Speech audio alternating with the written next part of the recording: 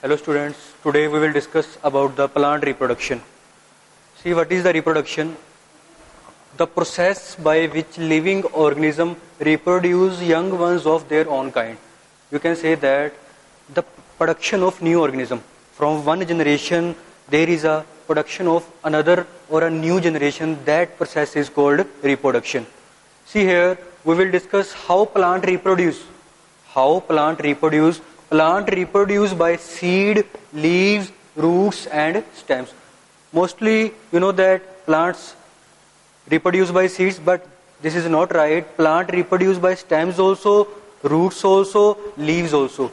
Now we will discuss about the sexual reproduction in the plants. What is this? The transfer of pollen grains. The transfer of pollen grains from anther to stigma of a flower. What is anther? See, this is an anther.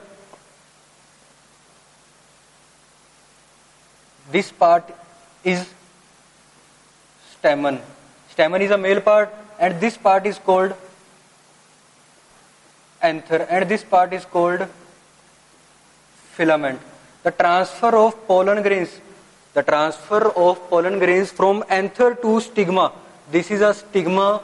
This is female part of the flower and this is a male part of a flower. The transfer of pollen grains from anther to stigma of a flower, that process is called pollination. That we have discussed in the previous chapter also, self-pollination and cross-pollination.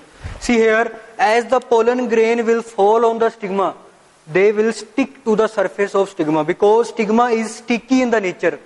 After that, there is a formation of pollen tube. As the pollen grains will sit on the stigma, there will be a formation of pollen tube that grows down to the style. Style is the narrow tube in the middle of carpel, or you can say that in the female part of a flower. That in the downside there is ovary. Inside the ovary, egg is there. That is called female reproductive cell. After that, as the pollen grain will goes down, pollen grains are the male part and egg is the female part of the flower. They will fuse. As they will fuse, there will be a formation of zygote. What is zygote? Zygote is a single-celled flower. After that, what will happen? This part will fall down and there will be a formation of a fruit.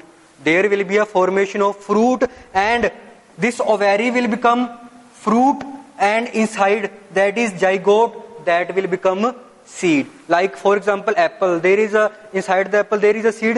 After like that ovule will become seed and this ovary will become fruit. This is the process that is called fertilization, or you can say that sexual reproduction in the plant, how there is a formation of fruits. Now this is about the pollination. What is the definition of fertilization?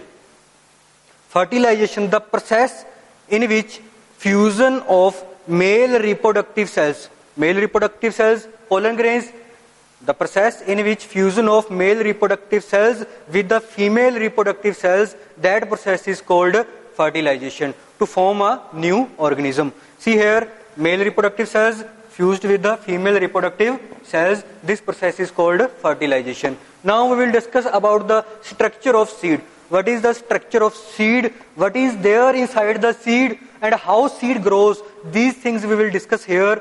See here, the outer covering of the seed that protects the seed, that is called seed coat. After that, there is a baby root and one baby shoot.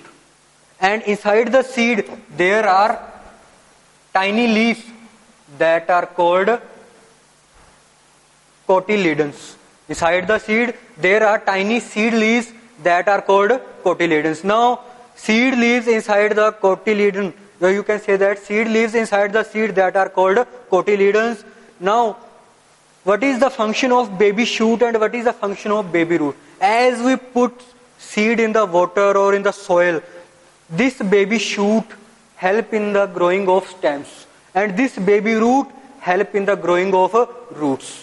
And this cotyledon help in the growing of leaves, or you can say that it store food for the baby plant. Cotyledon store the food for baby plant. Now, what is germination? Germination is a process of growing new plant from a seed. The process in which new plant grow from the seed, that process is called germination. What type of conditions are required for the germination? First, soil. Second, air. Third, water. And fourth, temperature. Some plants require less temperature and some plants require high temperature. These are the conditions required for the germination. Now our next topic is dispersal of seeds. What is the dispersal of seeds? You have seen that farmers are throwing seeds like this in the farm. That is called dispersal. What is dispersal? The scattering of seeds. The scattering of seeds. Why we need to scatter the seeds properly?